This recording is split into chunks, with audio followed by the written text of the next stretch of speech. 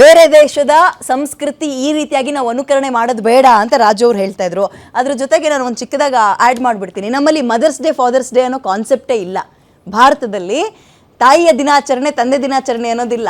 ಅಬ್ರಾಡ್ಗಳಲ್ಲಿತ್ತು. Because ಅಲ್ಲಿ ಒಂದು ಮಗುವನ್ನು ಬೆಳೆಸಿ ಒಂದು ಹಂತಕ್ಕೆ ತಲುಪಿಸೋ ತನಕ ತಂದೆ ತಾಯಿ ಜವಾಬ್ದಾರಿ, ಅದಾದ್ಮೇಲೆ ಅವ್ರ ಜೀವನ ಅವ್ರು ನೋಡ್ಕೊಳ್ತಾರೆ, ಇವ್ರ ಜೀವನ ಇವ್ರು ನೋಡ್ಕೊಳ್ತಾರೆ ಅಂತ. ವರ್ಷಕ್ಕೆ ಈ ನೆಪದಲ್ಲಾದರೂ ಒಂದಿನ ನೆನಪಿಸ್ಕೊಳ್ಳೋಣ ಅನ್ನೋ ಕಾರಣಕ್ಕೆ ಫಾದರ್ಸ್ ಡೇ ಮತ್ತು ಮದರ್ಸ್ ಡೇ ಅಂತ ತಂದರು. ಬಟ್ ನಾವು ಅದನ್ನು ಆಚರಿಸ್ತಾ ಇದ್ದೀವಿ. ಹಂಗೆ ನೋಡಿದ್ರೆ ನಮ್ಮದು ಮಾತೃದೇವೋಭವ ಅನ್ನುವಂತಹ ಕಾನ್ಸೆಪ್ಟು ಎಲ್ಲದರಲ್ಲೂ ಬದಲಾದಂಗೆ ಇಲ್ಲೂ ಬದಲಾಗ್ಲಿ ಬಿಡಿ. ಆ್ಯಪ್ಗಳು ಸಿಗ್ತಾ ಇದ್ದಾವೆ, ಬೇಕಾದವ್ರು ಬಳಸ್ತಾರೆ. ಇದರಿಂದ ಎಷ್ಟೋ ಜನ ಮದುವೆಯಾಗಿ ಚೆನ್ನಾಗಿದ್ದು ಮಕ್ಕಳು ಮಾಡಿಕೊಂಡು ಸಂಸಾರ ಮುಂದುವರ್ಸ್ಕೊಂಡು ಹೋಗೋರು ಇದ್ದಾರೆ. ನನಗೆ ಬೇಕಾಗಿರುವ ಹುಡುಗರನ್ನ ನಾನು ಆಯ್ಕೆ ಮಾಡ್ಕೊಳ್ತೀನಿ ಅಥವಾ ಬೇಕಾಗಿರೋ ಹುಡುಗಿಯನ್ನು ಆಯ್ಕೆ ಮಾಡ್ಕೊಳ್ತೀನಿ ಅಂತ ಹೇಳಿ ಚೆನ್ನಾಗಿ ಜೀವನ ಮಾಡ್ತಾ ಇರೋರು ಇದ್ದಾರೆ ಅನ್ನೋದು ಅವ್ರ ವಾದ.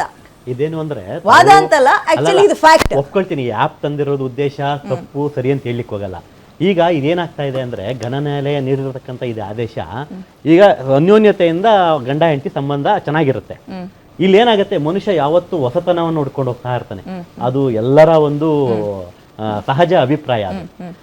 ಈ ಒಂದು ಅದು ಅಮೆರಿಕ, ಇದು ಭಾರತ, ಫ್ರಾನ್ಸ್ ಅಂತ ಬರಲ್ವಾ ಹೊಸದನ್ನ ಹುಡ್ಕೊಂಡು ಹೋಗ್ಬೇಕಾದ್ರೆ? ಅಂದ್ರೆ ಮೇಡಮ್ ಆ ತರ ಹೇಳ್ಬೇಕು ಅಂದ್ರೆ ಪ್ರತಿ ಹೆಜ್ಜೆ ಸಾಧನೆ ಆಗ್ಬೇಕು ಅಂತ ಒಂದು ಮನುಷ್ಯನ ಒಂದು ರೀತಿ. ಅದರಲ್ಲಿ ಇದು ನಾವೇನ್ ಹೇಳ್ತೀವಿ, ಎಷ್ಟೇ ಇದ್ರು ನಮ್ಗೆ ಸಾಲಲ್ಲ, ಎಲ್ಲಾ ಬೇಕು. ಇಂಥ ಒಂದು ವಿಚಾರದಲ್ಲಿ ಈಗ ಒಂದು ಹೆಣ್ಣನ್ನು ಮದುವೆ ಆಗಿರ್ತಕ್ಕಂಥ ವ್ಯಕ್ತಿ ಈ ಒಂದು ಆಪ್ ಅನ್ನ ಎಲ್ಲೋ ಇನ್ನೊಬ್ರು ಯಾರೋ ಅನುಸರಿಸ್ತಾ ಇರೋದು ನೋಡ್ತಾರೆ.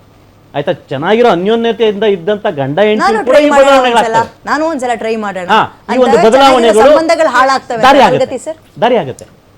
ಹೊಸತನವನ್ನ ಹುಡುಕ್ತಕ್ಕಂಥ ಮನುಷ್ಯನಿಂದ ಇದೆಲ್ಲ ಆಗುತ್ತೆ.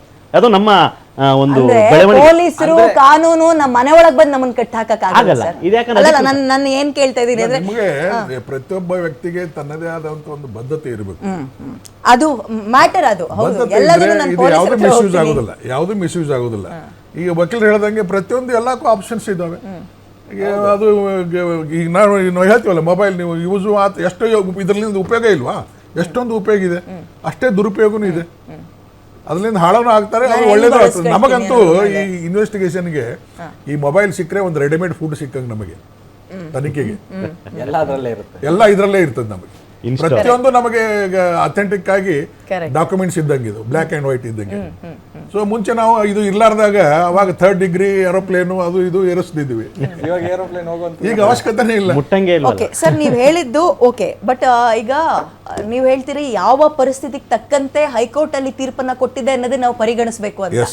ಬಟ್ ಜನ ಅದನ್ನ ತಗೊಳ್ಳಲ್ಲ. ಸಾಮಾನ್ಯ ಮದುವೆ ಆದ್ರೂ ಲಿವ್ ಇನ್ ರಿಲೇಶನ್ಶಿಪ್ ನಲ್ಲಿ ಇರುವಂತದ್ದು ಕಾನೂನು ಬದ್ಧ. ಇನ್ನು ಮುಂದೆ ಅಂದಾಗ ಏನಂತಾರೆ, ನಾನು ಅಕ್ರಮ ಸಂಬಂಧ ಇಟ್ಕೋಬಹುದು, ಅದ್ರಲ್ಲೇನ್ ತಪ್ಪಿಲ್ಲ, ಕೋರ್ಟೇ ಹೇಳಿದೆ ಅನ್ನೋ ರೀತಿಯಲ್ಲಿ ಹೋಗುತ್ತಲ್ಲ ಸರ್. ಒಂದೊಂದು ತೀರ್ಪಿಗೂ ಅಂದ್ರೆ ಒಂದೊಂದು ಕೋರ್ಟು ಒಂದೊಂದು ರೀತಿ ಆಯ್ತು. ಹೆಡ್ಲೈನ್ ಓದ್ಕೊಂಡಿದ್ದೆ ಹಿಂಗ ಆಗ್ಬಿಟ್ರೆ ಕತೆಗಳೇ ಹೆಂಗೆ ಹೇಳಿ ಅಂತ ಅನುಭವಿಸ್ತಾನೆ ಮುಂದೆ. ಅದಕ್ಕೆ ಆರಂಭದಲ್ಲೇ ಇದನ್ನ ನಾವು ಚ್ಯೂಟ್ ಹಾಕ್ಬೇಕಲ್ಲ, ತಿಳಿಸ್ಬೇಕಲ್ಲ ವಿಚಾರ, ಜಾಗೃತಿ. ಮೊಬೈಲ್ದು ಹಂಗೆ ಆಯ್ತು, ಮಕ್ಳ ಕೈಗೆ ಈಗ ಸಿಗ್ಬಾರ್ದು ಅಂದ್ರೆ ಬಿಡ್ತಾರಾ? ಮಕ್ಳು ಬಿಡ್ತಾರಾ? ಯಾವ್ದೋ ರೂಟ್ನ ತಗೊಳ್ತಾರೆ. ಓಕೆ, ಈಗ ಹೇಳಿ ಸರ್, ನೀವಿಷ್ಟೊತ್ತು ಅಡ್ವಾಂಟೇಜ್ ಏನು ಈ ಪ್ಲಾಟ್ಫಾರ್ಮ್ ಇಂದ ಅಂತ ಹೇಳ್ತಾ ಇದ್ರಿ. ದಯವಿಟ್ಟು ನಿಮ್ಮ ಕಡೆಯಿಂದ ಡಿಸ್ಅಡ್ವಾಂಟೇಜ್ಗಳು ಏನಾಗುತ್ತೆ ಅಂತ ನಿಮ್ಮ ಬಾಯಿಂದಲೇ ಕೇಳಕ್ಕೆ ಇಷ್ಟಪಡ್ತೀನಿ. ಡಿಸ್ಅಡ್ವಾಂಟೇಜ್ ಏನು ಅಂದರೆ, ಫಸ್ಟ್ಲಿ ಒಂದು ಡೇಟಿಂಗ್ ಆ್ಯಪ್ಸ್ ಏನಾಗ್ತೀರಾ, ಯಾರೋ ಒಂದು ಹುಡುಗನ ಜೊತೆ ಕಾಂಟ್ಯಾಕ್ಟ್ ಬರ್ತೀರಾ, ಫಸ್ಟು ಒಂದು ಡಿನ್ನರ್ ಡೇಟ್ಗೆ ಹೋಗ್ತೀರಾ, ನೆಕ್ಸ್ಟ್ ಇನ್ನೊಂದಕ್ಕೇನೋ ಹೋಗ್ತೀರಾ. ಇದರಲ್ಲಿ ಏನಾಗುತ್ತೆ ಅಂದರೆ ಮಿಸ್ಕನ್ಸೆಪ್ಷನ್. ನೀವು ಅಂದ್ಕೊತೀರಾ ಅವನು ನನ್ನ ಮದುವೆ ಆಗಲೇಬೇಕು ಅನ್ನೋ ಯೋಚನೆಯಲ್ಲಿ ನಾನು ಇಷ್ಟಪಡ್ತಾ ಇದ್ದಾನೆ ಅಂತ ಅಂದ್ಕೊತೀರಾ. ಆದರೆ ಅವನು ಇನ್ನೊಂದೇ ಯೋಚನೆ ಮಾಡ್ತಾ ಇರ್ತಾನೆ, ನನಗೇನು ಒನ್ ನೈಟ್ ಸ್ಟ್ಯಾಂಡು ಇಲ್ಲ, ನನಗೊಂದು ಪಾರ್ಟ್ನರು, ಈ ಕ್ರಿಯೆಗಳಿಗೆ ಒಂದು ಪಾರ್ಟ್ನರ್ ಬೇಕು ಅಂತ ಅವ್ನು ಯೋಚನೆ ಮಾಡಿ ಅವ್ನು ಮುಂದುವರೆದಿರ್ತಾನೆ. ಇದರಲ್ಲಿ ಏನಾಗುತ್ತೆ ಅಂದರೆ ಕ್ಲಾರಿಟಿ ಇಲ್ಲ. Let it be on the ಹುಡುಗಿ ಕಡೆ ಆದರೂ ಆಗಿರ್ಬೋದು, ಹುಡುಗನ ಕಡೆ ಆದರೂ ಆಗಿರ್ಬೋದು, ಕ್ಲಾರಿಟಿ ಇಲ್ಲ ಇಬ್ಬರಿಗೂ. ಹಾಗಿರುವಾಗ ನೀವು ಇದನ್ನು ತಪ್ಪು ಅಂತ ಪರಿಗಣಿಸೋದು ತುಂಬ ಕಷ್ಟ. ಮಿಸ್ಕನ್ಸೆಪ್ಷನ್, ಇವಾಗ ಒಂದು ಮಿಸ್ಕನ್ಸೆಪ್ಷನ್ ಆಗಿ ಇವಾಗ ಹುಡುಗಿ ಹೋಗಿ ಒಂದು 376 ರೇಪ್ ಕೇಸ್ ಆಗ್ತಾನೆ ಅಂತ ಅನ್ಕೊಳ್ಳೋಣ ಹುಡುಗನ ಮೇಲೆ, ಕೋರ್ಟ್ ಮುಂದೆ ಬರುತ್ತೆ. He will be very clear, ನಾನು ಅಟ್ ದಿ ಆಫ್ಸೆಟ್ ಅಂದರೆ ಇನಿಷಿಯಲ್ ಪೀರಿಯಡ್ ನಾನು ಯಾವಾಗ ಆ ಹುಡುಗಿ ಜೊತೆ ಕಾಂಟ್ಯಾಕ್ಟಿಗೆ ಬಂದೆ ಆವಾಗಿಂದ ನಾನು ಕ್ಲಿಯರ್ ಆಗಿದ್ದೀನಿ, ನನಗೆ ಈ ಕನ್ಸೆನ್ಷುವಲ್ ರಿಲೇಷನ್ಶಿಪ್ ಮಾತ್ರ ಬೇಕಾಗಿತ್ತು, ನನಗಿನ್ಯಾವುದೂ ಬೇಡ. ಆಫ್ಸೆಟ್ಟಿಂದ ನಾನು ಎಲ್ಲೂ ಹೇಳಿಲ್ಲ ನೀನನ್ನು ಮದುವೆ ಆಗ್ತೀನಿ ಅಂತ, ನಾನು ಎಲ್ಲೂ ಪ್ರಾಮಿಸೂ ಮಾಡಿಲ್ಲ ನಿನಗೆ.